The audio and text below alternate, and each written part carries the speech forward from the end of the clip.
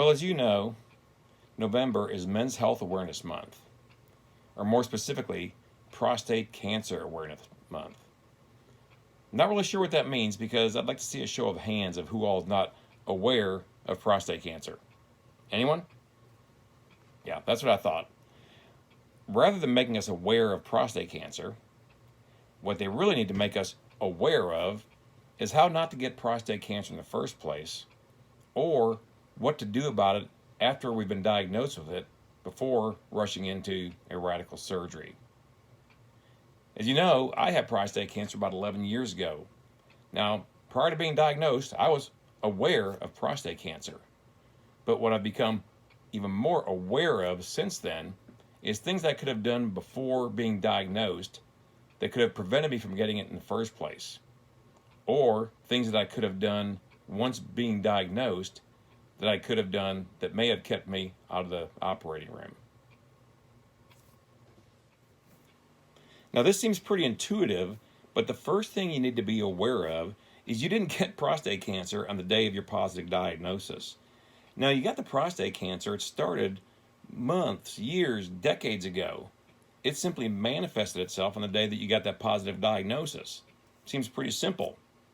A good example would be like a smoker who gets diagnosed with lung cancer. They didn't get lung cancer that day. The lung cancer began years and decades ago. Every time they picked up a cigarette, they're contributing towards that cancer manifesting itself on the day of their positive diagnosis. It's the same with prostate cancer.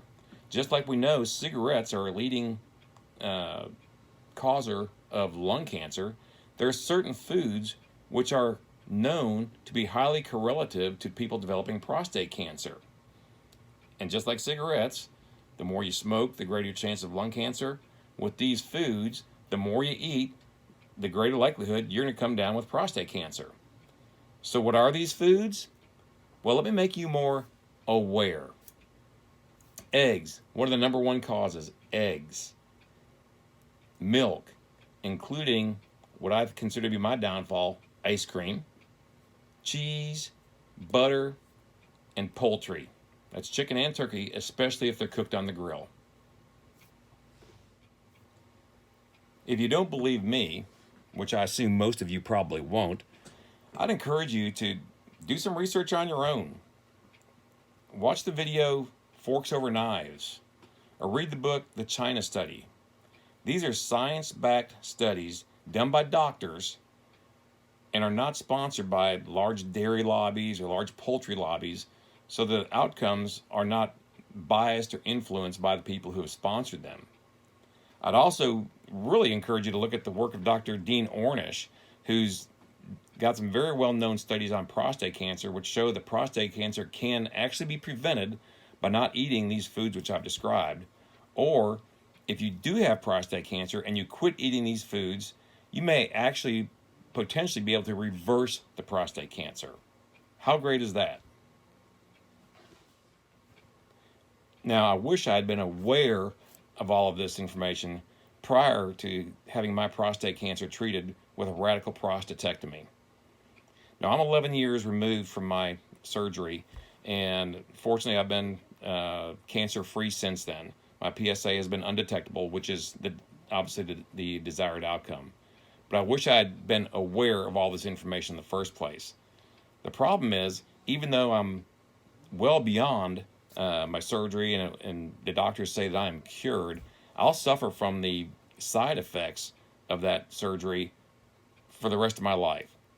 The main two side effects being incontinence and sexual dysfunction.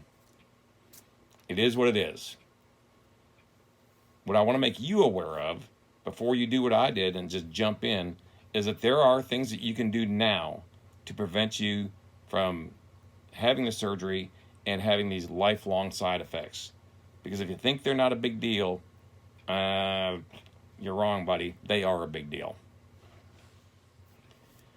And to be honest, I think the worst thing about having prostate cancer is knowing that I was leading a lifestyle voluntarily that provided a supportive environment for prostate cancer to grow in my body. And not just prostate cancer, really any type of cancer. So it seems logical to follow that unless I make some lifestyle change, I could and should expect a similar outcome at some point in time in the future. So since then, my mission has become twofold. One, I want to do everything I can to make sure I'm not providing a supportive environment for other types of cancer to grow in my body. Yeah, I've looked at prostate cancer, but guess what? There's lots of other types of cancer out there, and I don't want any of those either. My second mission is to make other people aware that you too can have a positive impact on your health and your potential for getting cancer simply by changing what you eat. So since about 2014, Diane, who, as you know, had breast cancer about 2 years after my prostate cancer, and she underwent a double mastectomy, which, like myself, she now regrets. We went ahead and made the lifestyle change and stopped eating the foods which are known to highly correlate to cancer. We did our research, and there's research that's been done by many, many people who are much, much smarter than us, who have come to the same conclusion that we did. So we feel it's our obligation to make you all aware that you can do something about cancer. You can do it. Now, we all know people who've been adversely affected by cancer, Diane and myself included, and I refuse to believe that all of us people were just dealt a bad hand. Not to say that some people weren't, but I've got to believe, now that we've done the research and know what we know and are much more aware, that we weren't somehow complicit in our own demise or diagnoses.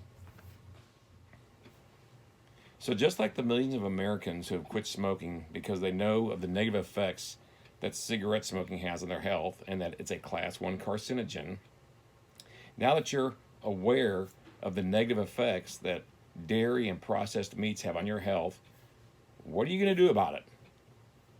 Some people think that making a lifestyle or dietary change like Diane and I have made is radical.